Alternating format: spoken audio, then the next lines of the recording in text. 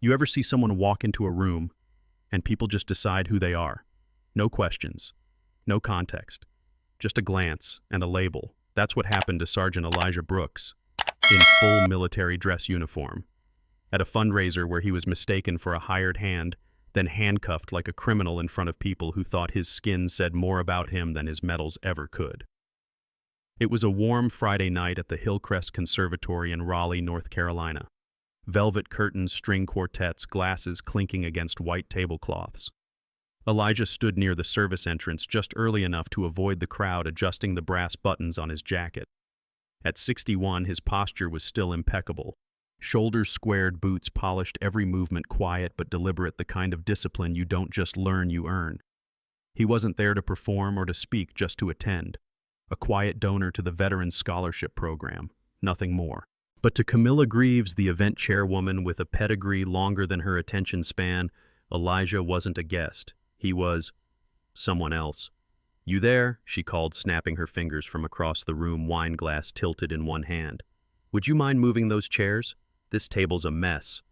Elijah didn't respond at first, just turned his head slowly, eyes narrowing, not in anger but in calculation. Behind her, a few guests chuckled. Not malicious. Just that uneasy, performative kind of laugh people make when they sense a line is being crossed but don't quite know where. He walked toward her, calm, steady, and spoke in a voice even the air seemed to pause for. "I'm not staff, ma'am." Camilla blinked. "Oh, I assumed." She glanced at his uniform, then back at his face, realizing the flag pin, the ribbons, the sharp cut of honor. "You're military," Elijah just nodded barely. But that pause, that slight stunned silence was all it took. A security officer, white, young, and trying too hard, stepped in. "Sir, I'm going to need to see some ID." For what Elijah asked, voice low but unwavering. "We've had some concerns," the guard mumbled, already reaching for cuffs.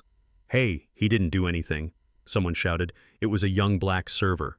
Devin, barely 20, voice cracking with nerves. "That's a veteran. You can't."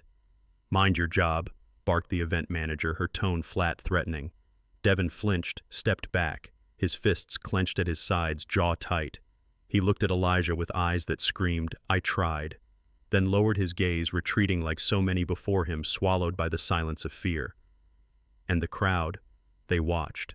Some turned away, some whispered. A few raised phones recording, but no one stepped forward. The cuffs clicked.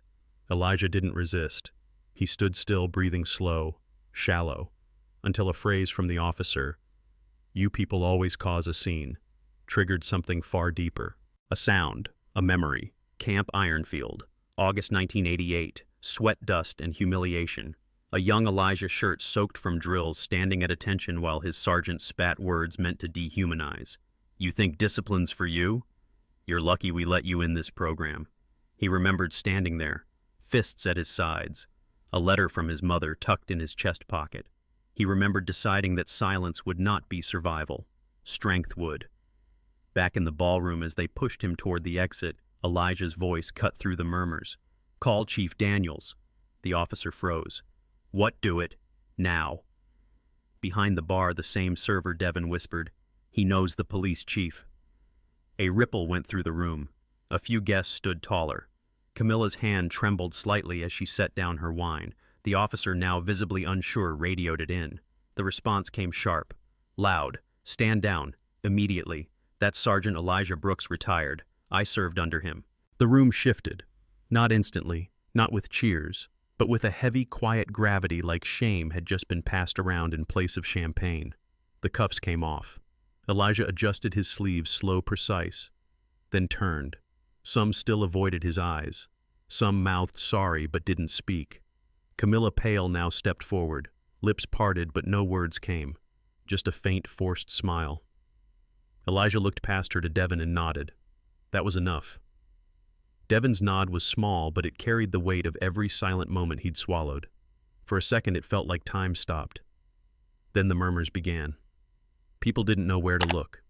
The crowd that once laughed at Camilla's joke now shifted uncomfortably. Eyes darted. Some guests checked their phones, replaying the video they'd just recorded, suddenly unsure if they were bystanders or accomplices. But it was Camilla who broke the silence. "I didn't mean any harm," she said, voice thin and rising like a string being pulled too tight. "You didn't..." say anything. You were just standing there. How was I supposed to know? Elijah turned his head slowly, not with anger, but something quieter, heavier, a kind of sadness that only comes from years of being misjudged. You weren't supposed to know Ms. Greaves, he said, voice low, steady, unshaking. You were supposed to respect. She opened her mouth, but nothing came out. Respect doesn't require a resume, he added, or a uniform or a press release, just human decency. The words hit harder than any outburst could have. And for a moment, just a moment, Camilla's eyes welled with something. Regret, embarrassment. Maybe. But as the room began to watch her more than him, her expression changed. She bristled. Everyone's overreacting, she snapped, waving a manicured hand. You people... She caught herself.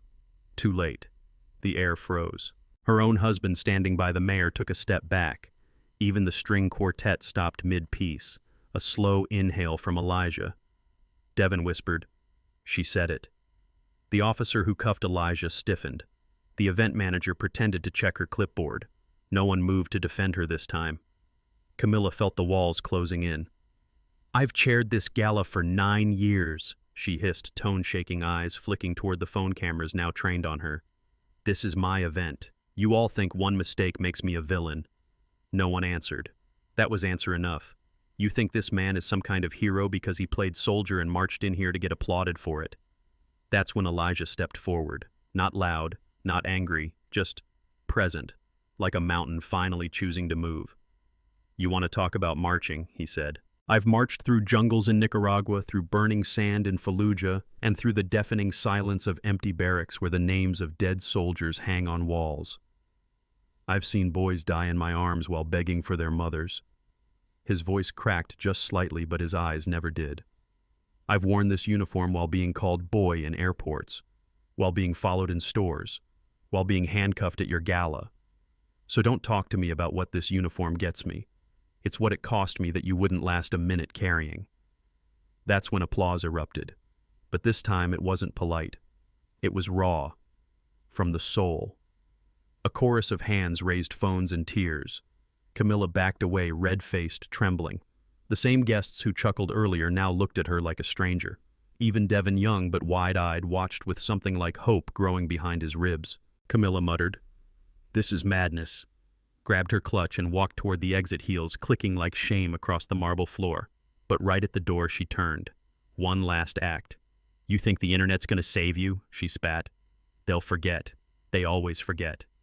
And maybe that's when Elijah truly smiled, because at that moment, something changed. The next morning, every local paper had the same headline: "Retired black veteran publicly humiliated at gala, then silences room with one call." Clips went viral. News anchors called him the Silent Storm. Veterans groups flooded his inbox. Even the chief of police issued a public apology and suspended the officers involved. The mayor personally invited Elijah to the next city council meeting, not as a guest, but as honorary speaker. Camilla. She resigned quietly 3 days later, a prepared statement full of careful words and no accountability. But the damage had been done. Her name, once gold-plated at every charity wall in Raleigh, now became a whispered caution. And Devon, he got a job offer from a local nonprofit, a leadership training program for at-risk youth. When he asked why, the director just said, "You spoke up, even when it cost you." As for Elijah, he returned to the same modest home, same cracked driveway, same quiet mornings with a cup of black coffee and a radio that still played jazz from the 70s. But something had shifted. At the next community event, he wore his uniform again, not for validation, but as a reminder. That dignity doesn't come from the crowd. It comes from standing even when no one else will. And yet, some said Camilla deserved to be ruined. Others argued she was simply raised that way and that public shame wasn't justice. A few even said Elijah should have just let it go. But what do you think? Was justice served, or does the story still feel unfinished? Let us know in the comments. And if you believe that respect should never depend on appearance, like, subscribe, and share this story, because silence only protects the ones who get away with it.